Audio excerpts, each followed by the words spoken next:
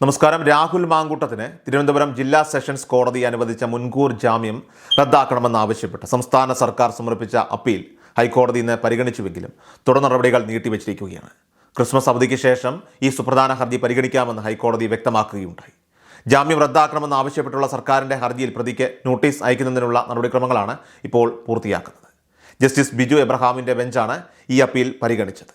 രണ്ടാമത്തെ FIR-മായി ബന്ധപ്പെട്ട് ഡിസംബർ 10-ന് ജില്ലാ സെഷൻസ് കോടതി ഉപാധികളോടെ അനുവദിച്ച മുൻകൂർ ജാമ്യത്തിനെതിരെയാണ് ഇപ്പോൾ സർക്കാർ ഹൈക്കോടതിയെ സമീപിച്ചിരിക്കുന്നത്.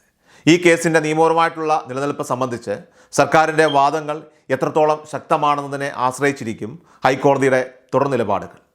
രാഹുൽ മാങ്കൂട്ടത്തിനെതിരായ അപ്പീലിൽ ഹൈക്കോടതി അമിതമായിട്ടുള്ള തിടുക്കം കാണിക്കാതിരുന്നത് നിയമപരമായിട്ടുള്ള വീക്ഷണകോണിൽ നിന്ന് ഈ കേസിൻ്റെ ദുർബലതയെയാണ് സൂചിപ്പിക്കുന്നത്. ഒരു സുപ്രധാന കേസിൽ അടിയന്തര ഇടപെടൽ ആവശ്യമുണ്ടെങ്കിൽ സാധാരണയായി കോടതികൾ അവധിക്ക് മുൻപും പരിഗണിക്കാറുണ്ട്. എന്നാൽ ഈ കേസ് അവധിക്ക് ശേഷം പരിഗണിക്കുന്നതിനായി മാറ്റിവെച്ചത് സർക്കാരിൻ്റെ ആരോപണങ്ങളുടെ നിയമപരമായിട്ടുള്ള അടിത്തറ എത്രമാത്രം ശക്തമാണെന്നതിനെക്കുറിച്ച് സംശയങ്ങൾ ഉയർത്തുന്നതാണ്. മുൻകൂർ ജാമ്യം അനുവദിച്ച കീഴ്ക്കോടതിയുടെ വിധിന്യായത്തിൽ ഉന്നയിച്ച നിരീക്ഷണങ്ങളെ ചോദ്യം ചെയ്യാനും തെളിവുകൾ നിരത്താനും സർക്കാരിന് കൂടുതൽ സമയം വേണ്ടിവരുമെന്നാണ് വിലയിരുത്തപ്പെടുന്നത്. തദ്ദേശ സ്വയംഭരണ തെരഞ്ഞെടുപ്പിൽ നേരിട്ടിരിക്കുന്ന കനത്ത പരാജയത്തിന് ശേഷം സംസ്ഥാന ഭരണപക്ഷം കടുത്ത പ്രതിരോധത്തിലായിരിക്കുകയാണ്. ഈ പശ്ചാത്തലത്തിൽ രാഹുൽ മാങ്കൂട്ടം വിഷയത്തിൽ ഭരണകൂടം ശ്രദ്ധ കേന്ദ്രീകരിച്ചത് ഒരു രാഷ്ട്രീയ തന്ത്രമായിരുന്നുവെന്ന് നിരീക്ഷിക്കപ്പെടുന്നു. സർക്കാരിൻ്റെ വികസന നേട്ടങ്ങളോ ക്ഷേമ പ്രവർത്തനങ്ങളോ ജനങ്ങളിലേക്ക് ഫലപ്രദമായി എത്തിക്കുന്നതിൽ ശ്രദ്ധിക്കുന്നതിന് പകരമായിട്ട് വ്യക്തിപരമായിട്ടുള്ള ആരോപണങ്ങളെ മുഖ്യ പ്രചരണ വിഷയങ്ങളാക്കി മാറ്റിയതിനെതിരെ പാർട്ടി അണികളിൽ നിന്നും പ്രവർത്തകരിൽ നിന്നും ഇപ്പോൾ വിമർശനം ഉയർന്നിട്ടുണ്ട്. ഈ വിഷയത്തിന് അമിത പ്രാധാന്യം നൽകിയത് തെരഞ്ഞെടുപ്പിൽ പ്രതികൂലമായി ബാധിച്ചുവെന്നും പൊതുസമൂഹത്തിലെ മറ്റ് പ്രധാന വിഷയങ്ങളിൽ നിന്ന് ശ്രദ്ധ തിരിക്കാനായിട്ട് മാത്രമേ ഇത് ഉപകരിച്ചുള്ളൂവെന്നും രാഷ്ട്രീയ നിരീക്ഷകരും വിലയിരുത്തുന്നു. ഭരണപക്ഷം രാഹുൽ മാങ്കൂട്ടം വിഷയത്തിൽ തങ്ങളുടെ ശ്രദ്ധ കേന്ദ്രീകരിച്ചപ്പോൾ പ്രതിപക്ഷമായ UDF തന്ത്രപരമായിട്ട് സ്വർണ്ണക്കടത്ത് ഉൾപ്പെടെയുള്ള സംസ്ഥാന സർക്കാരിനെതിരായ മറ്റു ഗുരുതരമായിട്ടുള്ള വിഷയങ്ങൾ ഉയർത്തിക്കാട്ടി ശക്തമായ പ്രചരണം നടത്തുകയുണ്ടായി.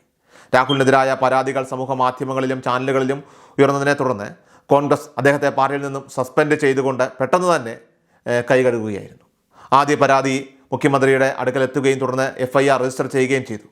ആദ്യ പരാതിയിൽ മുൻകൂർ ജാമ്യം നിഷേധിക്കപ്പെട്ടതോടെ പാർട്ടി നടപടി സ്വീകരിച്ചത് ഈ തദ്ദേശ തെരഞ്ഞെടുപ്പിൽ ഈ വിഷയത്തിൽ നിന്ന് പൂർണ്ണമായും ഒഴിഞ്ഞുമാറാൻ സഹായിക്കുമെന്നാണ് UDF നേതൃത്വം കരുതിയത്. ആദ്യ കേസ് കൂടുതൽ ശക്തമാക്കുക എന്ന ലക്ഷ്യത്തോടെ രാഷ്ട്രീയ ഗൂഢാലോചനയുടെ ഭാഗമായിട്ട് രണ്ടാമതൊരു പരാതി, അത് KPCC അധ്യക്ഷൻ്റെ ഇമെയിലിൽ ലഭിച്ചുവെന്ന ആരോപണം ഈ കേസിൻ്റെ രാഷ്ട്രീയ മാനം വർദ്ധിപ്പിക്കുന്നു. ഈ പരാതി KPCC അധ്യക്ഷൻ സംസ്ഥാന പോലീസ് മേധാവിക്ക് കൈമാറുകയായിരുന്നു. ഈ കേസിൻ്റെ നിയമപരമായിട്ടുള്ള വിശകലനത്തിൽ രാഹുലിനെതിരെ കെട്ടിയുയർത്തിയ ബലാത്സംഗ ആരോപണങ്ങൾ നിയമ സംവിധാനങ്ങൾക്ക് മുന്നിൽ ഒന്നൊന്നായിട്ട് തകർന്നടിയുന്ന കാഴ്ചയാണ് പിന്നീട് ദൃശ്യമായത്. തദ്ദേശ സ്വയംഭരണ തെരഞ്ഞെടുപ്പിൻ്റെ ഫലം, അത് വരാനിരിക്കുന്ന നിയമസഭാ തെരഞ്ഞെടുപ്പിൽ UDF-ന് അനുകൂലമായ വിജയം നേടാനായിട്ട് സാധ്യതയുണ്ടെന്ന് വ്യക്തമാക്കുന്നതാണ്. നിയമസഭാ തെരഞ്ഞെടുപ്പിന് ഇനി മാസങ്ങൾ മാത്രം ബാക്കിയുള്ള ഈ സാഹചര്യത്തിൽ പല പോലീസ് ഉദ്യോഗസ്ഥരും കള്ളക്കേസുകൾക്ക് പിന്നാലെ പോകാൻ മടിക്കുമെന്നാണ് പൊതുവെയുള്ള വിലയിരുത്തൽ.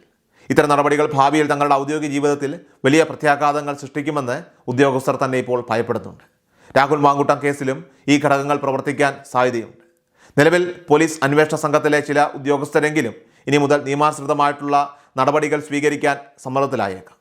ബംഗളൂരുവിൽ താമസിക്കുന്ന മലയാളി യുവതിയുടെ പരാതിയിലാണ് കേസ് രജിസ്റ്റർ ചെയ്തത്.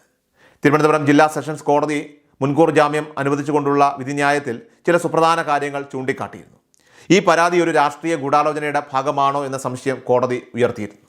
23 വയസ്സുള്ള യുവതിയെ ഹോം സ്റ്റേയിൽ വെച്ച് ബലാത്സംഗം ചെയ്തുവെന്നും ശാരീരിക അസ്വസ്ഥതകൾ പ്രകടിപ്പിച്ചപ്പോഴും പീഡനം തുടർന്നുവെന്നുമായിരുന്നു പരാതിയിലെ പ്രധാനപ്പെട്ട ആരോപണങ്ങൾ. എന്നാൽ പരാതിയിലും യുവതിയുടെ മൊഴിയിലും വൈരുദ്ധ്യങ്ങൾ കടന്നുകൂടിയത് കോടതിയുടെ ശ്രദ്ധയിൽപ്പെടുകയുണ്ടായി. അതിക്രൂരമായ ബലാത്സംഗത്തിന് ശേഷം എന്തിനാണ് യുവതി രാഹുലിനെ വിവാഹം കഴിക്കുമെന്ന് പ്രതീക്ഷിച്ചത്, എന്തിന് അതിനുവേണ്ടി നിർബന്ധിച്ചു തുടങ്ങിയ ചോദ്യങ്ങൾക്ക് യുവതിക്ക് പോലും വ്യക്തമായ ഉത്തരങ്ങൾ നൽകാനായിട്ട് സാധിച്ചില്ല. രാഹുൽ മാങ്കൂട്ടം നടത്തിയത് ബലാത്സംഗമാണ് എന്ന് തെളിയിക്കാൻ മതിയായ തെളിവുകൾ ഇല്ലെന്ന് കോടതി നിരീക്ഷിച്ചിരുന്നു.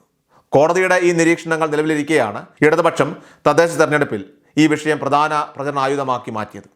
ജാമ്യം റദ്ദാക്കണമെന്നും കസ്റ്റഡിയിൽ ചോദ്യം ചെയ്യണമെന്നുമുള്ള ആവശ്യങ്ങളുമായി സർക്കാർ തുടർന്ന് ഹൈക്കോടതിയെ സമീപിച്ചു.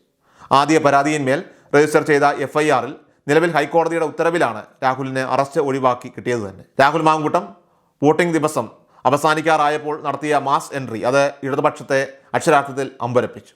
നിയമപരമായി താൻ തെറ്റൊന്നും ചെയ്തിട്ടില്ല എന്ന നിലപാടിൽ രാഹുൽ ഉറച്ചു നിൽക്കുകയാണ്. കോടതിയിൽ നിന്ന് അദ്ദേഹത്തിന് അനുകൂലമായ നിലപാടുകൾ തുടർച്ചയായിട്ട് ലഭിക്കുന്ന സാഹചര്യത്തിൽ ഭരണകക്ഷിക്ക് അദ്ദേഹത്തെ നിയമക്കുരുക്കിലാക്കാൻ ശ്രമിക്കുന്നത് ഇനി എളുപ്പമായിരിക്കില്ല.